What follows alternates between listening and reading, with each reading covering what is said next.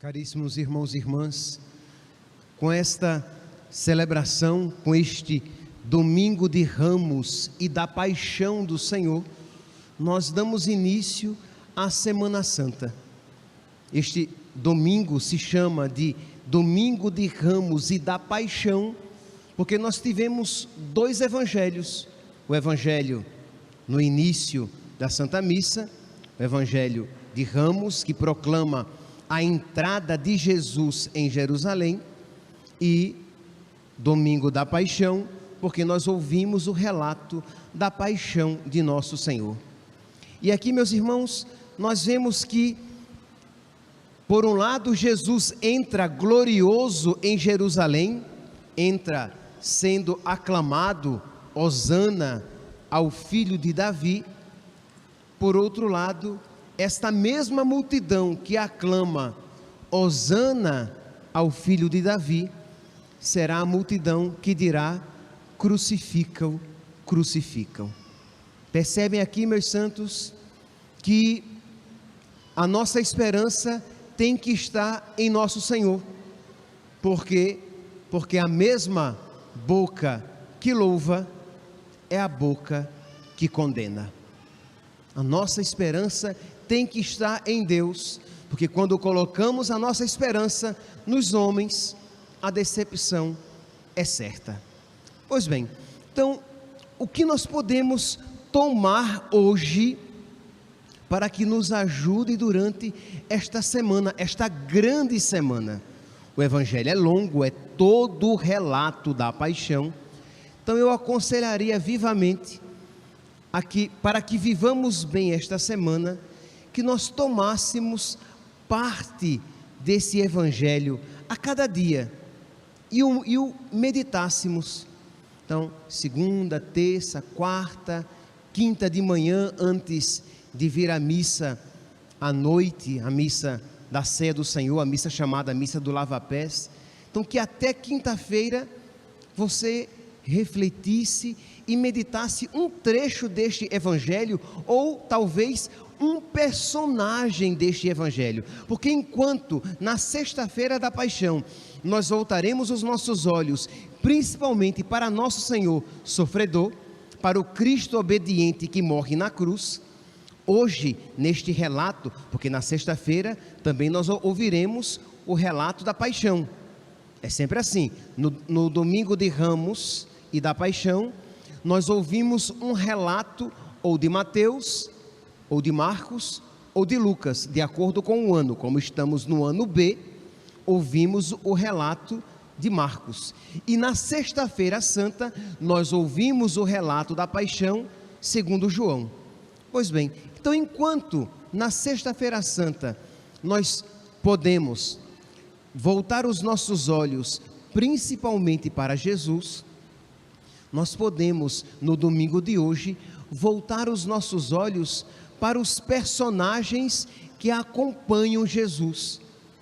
E aqui, cada um é chamado, é convidado a se colocar no lugar daquele personagem, a de alguma maneira olhar a sua vida à luz daquele personagem.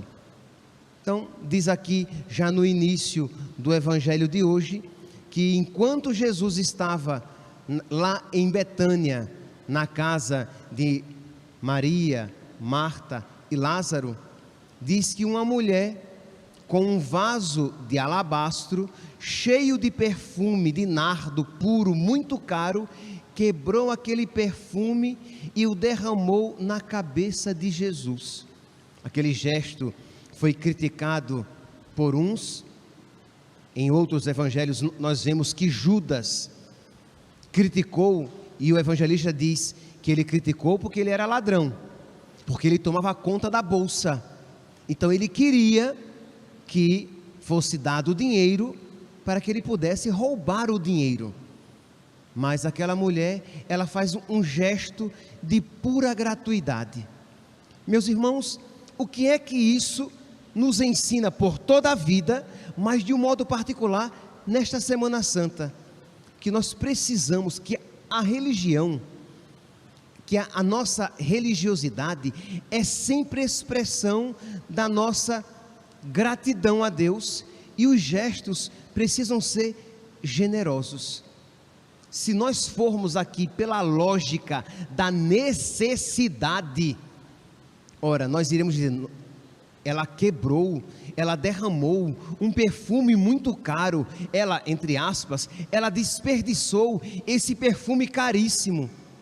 Mas quando nós olhamos pela ótica da nossa fé, para quem foi que ela ofereceu aquele presente caríssimo? Na cabeça de quem ela derramou aquele perfume de alto valor? Ela derramou aquele perfume na cabeça do Filho de Deus feito homem. Ela fez aquilo por Deus, e para Deus nós precisamos fazer o melhor, porque não só porque a Deus é devido o melhor, já seria o suficiente, mas porque Ele também, quando olhou para nós, deu o melhor que Ele tinha, deu-se a si mesmo para a nossa salvação. Então, meus santos, esta figura já seria, digamos, um alimento, não apenas para hoje, na nossa oração pessoal, ou amanhã, mas a Semana Santa inteira, uma reflexão, e olhando para a nossa vida, não para atrair, não para que nós caiamos em tristeza, não, mas olhando para a nossa vida e vendo como nós somos pouco generosos com Deus, olhando para a nossa vida e contemplando e vendo como nós, quando a Deus amamos com mesquinhez, suplicar a Deus que nos conceda a graça de amá-lo com generosidade. Meus irmãos, quando nós cristãos olhamos para os nossos pecados, não é para cair na depressão, não é para cair numa tristeza mórbida, mas é pedindo a Deus a graça de uma contrição perfeita, isto é, pedir a Deus a graça de que nós nos arrependamos dos nossos pecados, pedir a Deus a graça de que nós nos arrependamos de amá-lo tão pouco, porque existe o arrependimento devido ao pecado, e existe o arrependimento de amar pouco a Deus, e nós precisamos ou de um ou de outro.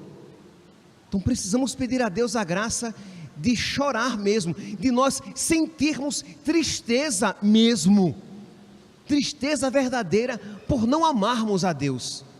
Ora, nós nos entristecemos com tantas coisas, nós nos entristecemos quando perdemos dinheiro, nós nos entristecemos quando perdemos a saúde, nós nos entristecemos quando perdemos um ente querido, e tudo isso é compreensível. Nós nos entristecemos quando perdemos a boa fama, mas por que é que nós não nos entristecemos tanto quanto quando não amamos a Deus? Isto é um arrependimento, é uma tristeza mais intelectual, que já é válida. Isto é, você bate no peito e diz: misericórdia, Senhor, como eu sou ingrato e eu te amo pouco. Mas esse arrependimento, que no fundo é amor não dado ainda, mas é amor, ele tem que ser com todo o nosso entendimento, com toda a nossa alma e com todo o nosso coração. Nós precisamos nos arrepender de uma maneira como talvez nunca nos arrependemos de nada. Nós precisamos nos entristecer de uma maneira como nunca nos entristecemos pela perda de nada. Porque se a perda da saúde merece tristeza, mas não tão grande quanto não amar a Deus. Se a perda de dinheiro pode merecer tristeza, mas não tanto quanto pelo fato de eu não amar a Deus. Se a morte neste mundo merece tristeza, merece o derramamento de lágrimas, muito mais lágrimas merecem ser, devem ser, precisam ser derramadas por nós não amarmos a Deus e não sermos generosos com Ele. Tudo o que fazemos anotando no caderninho. Tudo o que fazemos procurando o mínimo necessário para pelo menos, quando isso acontece, para pelo menos não estar em pecado. Que coração xoxinho, apertado, né? Que coração ressequido de pedra é o nosso. E para isso, e reconhecendo isso, e eu espero que todos aqui reconheçamos, nós precisamos dizer: Jesus, concede-me a tua graça. A oração coleta de hoje diz exatamente isso aqui: Deus eterno e todo-poderoso, para dar aos homens um exemplo de humildade, quisestes que nosso Salvador se fizesse homem e morresse numa cruz. Concedei-nos aprender o ensinamento da sua paixão e ressuscitar com ele em sua glória. Concedei-nos aprender. Isto é, nós precisamos pedir que Deus nos conceda a graça de aprender este caminho, que Deus nos ensine a amar com generosidade, nos ensine a ter um coração como o dessa mulher, que foi generosa e quebrou, não é que ela derramou o perfume e guardou um pouquinho para ela, ela quebrou o vaso, derramando todo aquele perfume na cabeça de nosso Senhor.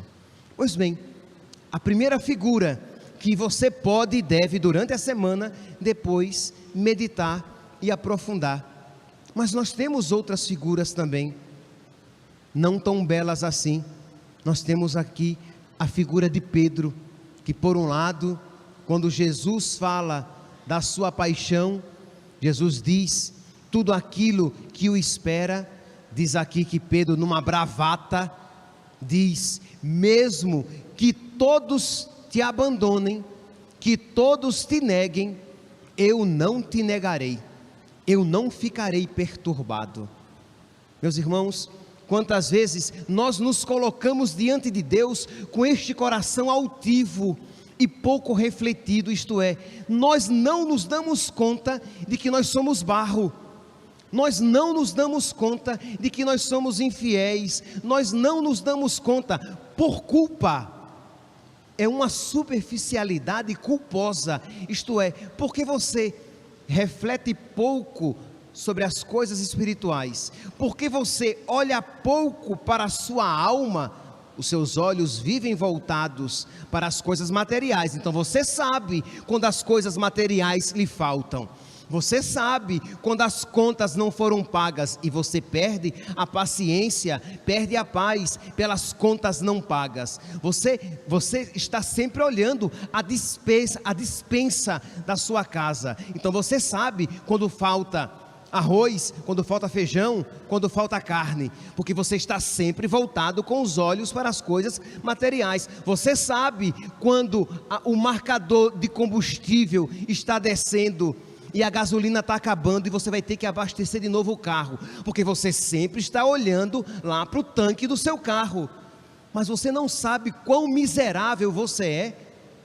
porque você não olha para a sua alma, você está pouco preocupado com as coisas espirituais. Então é uma ignorância culposa, é uma superficialidade espiritual culposa, porque como você olha pouco para dentro de si, como você olha pouco, como você está pouco interessado com o seu coração, se ama ou não a Deus, você não vê que muitas vezes você se coloca em oração sem nem se dar conta de que você está fugindo da cruz e que você está numa situação miserável, sem suplicar a misericórdia de Deus. Nós seríamos mais santos, nós seríamos mais fortes se todos os dias suplicássemos a força de Deus. Nós seríamos mais puros se nós pedíssemos todos os dias a graça de Deus nos purificar de toda a idolatria, mas nós não suplicamos. Nós seríamos mais perseverantes nas coisas de Deus se nós todos os dias suplicássemos a Deus o dom da perseverança. Mas nós pedimos pouco, pedimos muito as coisas materiais, porque para as coisas materiais estamos com os olhos voltados, mas não estamos voltados para o nosso coração, para a nossa alma, porque se voltarmos os olhos para o nosso coração e a nossa alma, nós veremos o quanto somos necessitados da graça de Deus. Pois bem, Pedro então, sem contato consigo mesmo, sem estar com os pés, sem estar com os pés no real, se esquece de que ele é pedregulho, é pedrinha, que ele não é rocha, que ele é pedrinha. Então ele vai numa bravata e diz: Senhor, mesmo que todos te abandonem, eu nunca te abandonarei. Esquecido de tão miserável, fraco e covarde ele é, que ele é covarde. Ele vai negar nosso Senhor na primeira dificuldade e o negará por 3 vezes. Jesus então olha para ele e aí ele diz, Jesus repete novamente de que uma aprovação o espera, e ele repete: ainda que eu tenha de morrer contigo, eu não te negarei. Repare, pelo amor de Deus, que criatura sem contato com a realidade própria.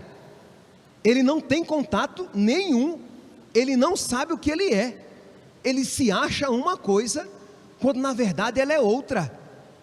Isto é de uma vaidade própria de um sanguíneo. Isto é, não tem contato nenhum, ele não vê de que ele é fraco, de que ele precisa suplicar a graça de Deus, mas não, ele está aqui cheio de si. E Jesus diz que antes que o galo cante 2 vezes, 3 vezes ele o negará. E assim acontece. Diz que as pessoas, a empregada vem aqui no versículo 71, a primeira negação acontece no versículo 68, diz que a empregada vem a ele, Pedro estava embaixo do pátio, chegou a empregada do sumo sacerdote, e quando viu Pedro que se aquecia, olhou bem para ele e disse: tu estavas com Nazareno. Pedro negou, dizendo: não sei, não compreendo o que estás dizendo. Quis sair fora, não estou compreendendo. Diz a segunda vez que ela vem novamente e diz: a criada viu Pedro e de novo começou a dizer aos que estavam perto. Essa empregada também era chatinha, né? Ela vai e vai dizer aos outros: ele é sim um seguidor dele. E Pedro diz aqui, e Pedro negou novamente. Na terceira vez, diz que aí Pedro começou a maldizer e a jurar: nem conheço esse homem de quem estás falando. Repare que diferença daquele que dizia que estava disposto a morrer, com este que começa a jurar e a maldizer que nem sequer conhece aquele homem. Meus irmãos, este é o fim daquele que não suplica a graça de Deus. Este é o fim de quem não reza de verdade, isto é, não conseguirá caminhar com Cristo ao lado, não conseguirá ser fiel a nosso Senhor, vai negá-lo na sua vida, nas circunstâncias particulares da sua vida. Então você, durante esta semana, por favor, meus santinhos, se você não fizer isso, a semana será santa em si, mas você não santificará esta semana. Eu sei que muitos, a grande maioria, vai trabalhar, mas tente pelo menos em algum momento do dia refletir um pouco sobre um desses personagens, aplicá-lo a si e suplicar a graça de Deus. Pedir a Deus a graça de ou agir de modo semelhante ou agir de modo diferente. Mas se não suplicarmos a graça de Deus, nós sempre iremos fugir da cruz, como Pedro fugiu, como Pedro negou e negou clamorosamente. Uma outra figura, meus santos, triste, terrível, é a de Judas. É verdade, Pedro negou, mas pelo menos Pedro se arrependeu.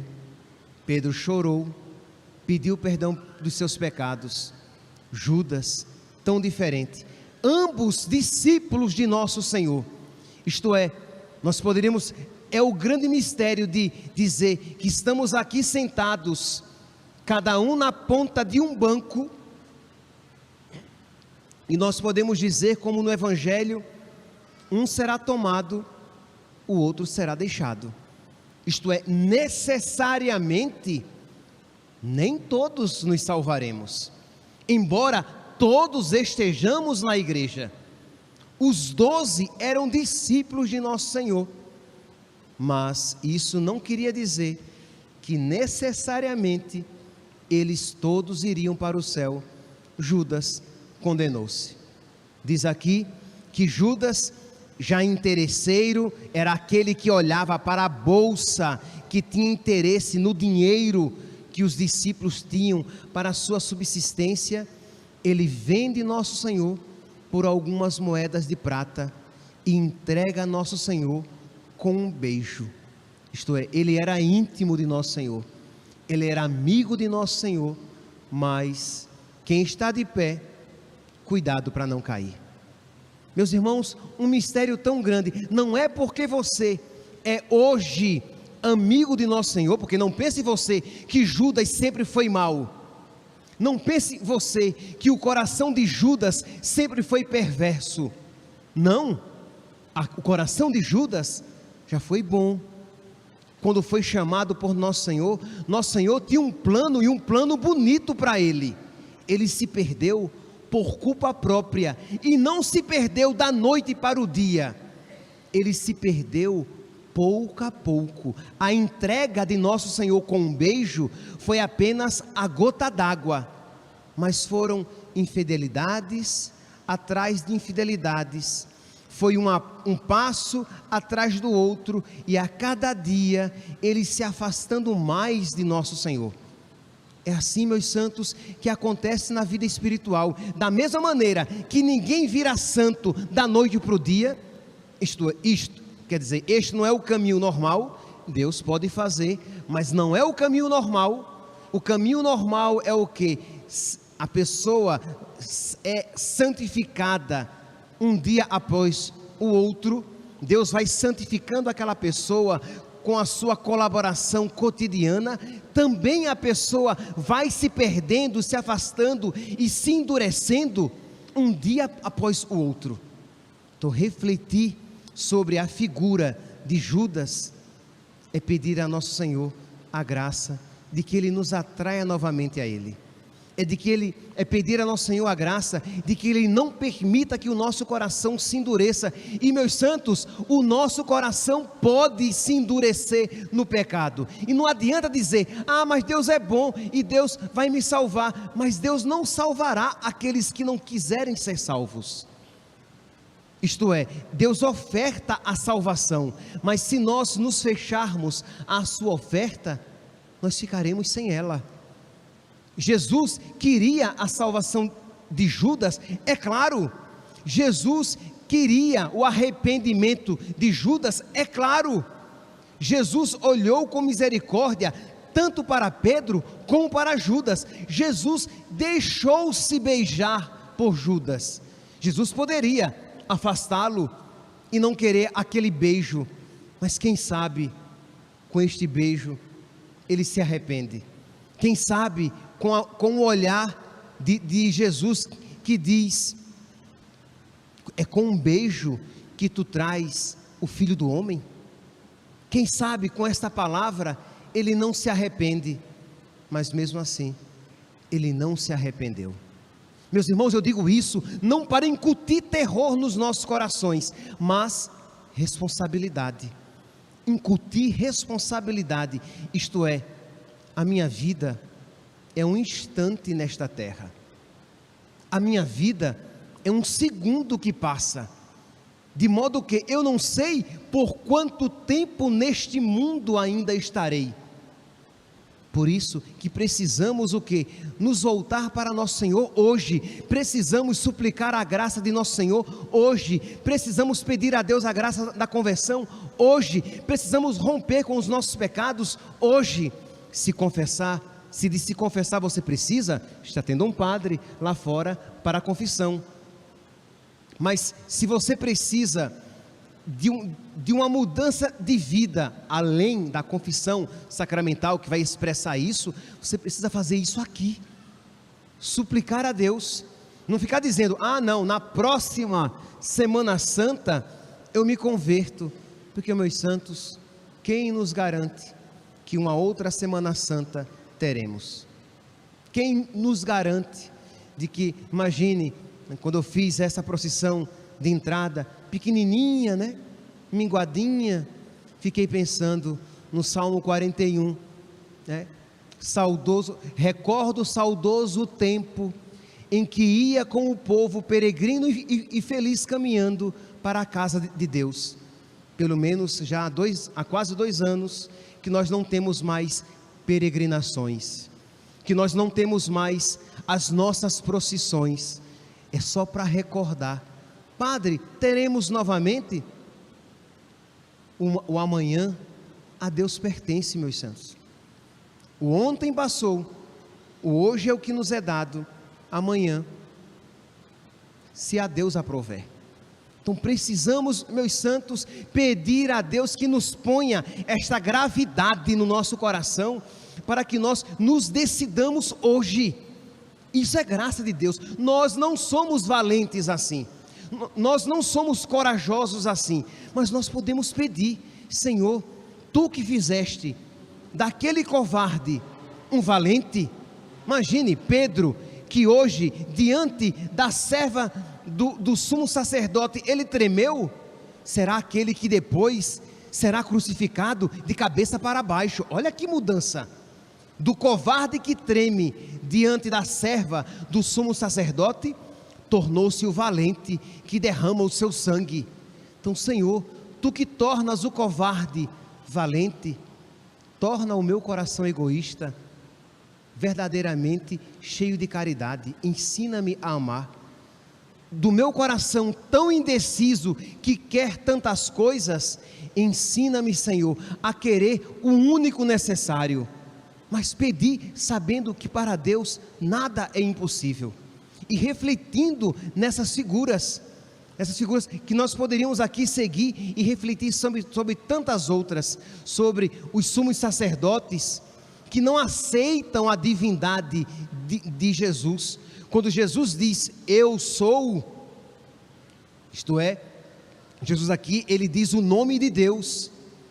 Os sumos sacerdotes rasgam as vestes, indignados, blasfêmia. Nós não podemos aceitar.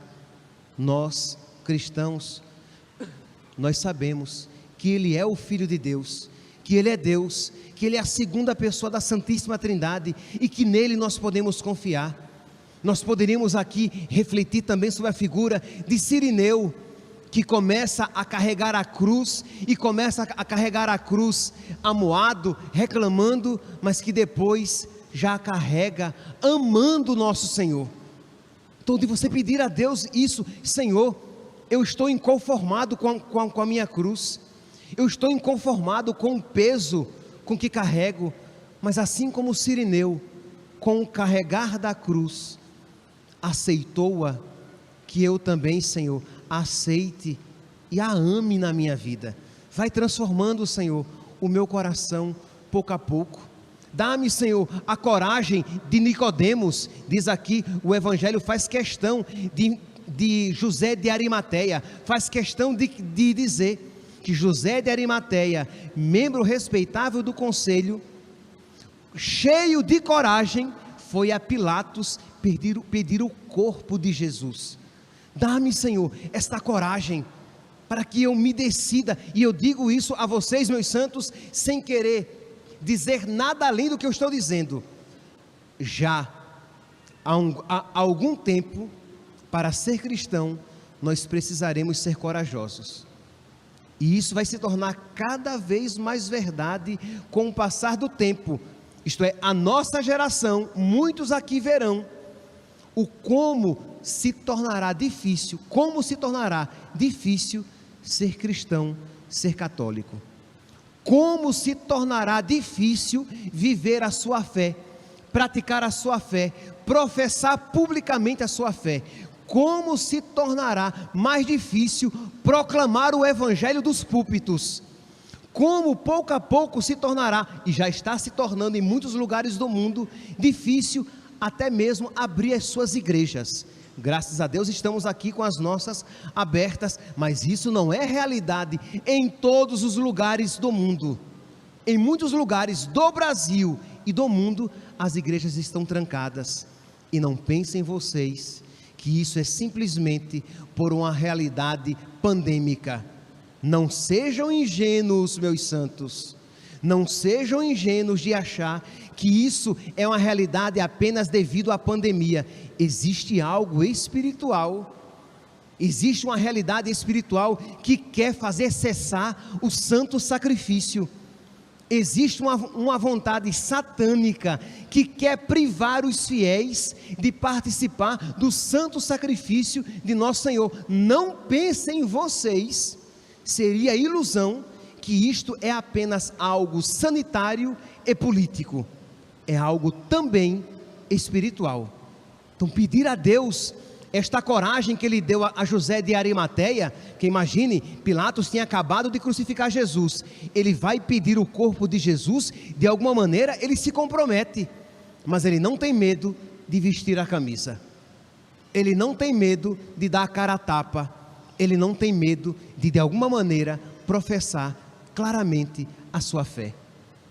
Por fim, meus santos, nós poderíamos também refletir aqui sobre a figura silenciosa e fiel da Virgem Maria, que acompanha o seu filho e aos pés da cruz permanece junto a ele.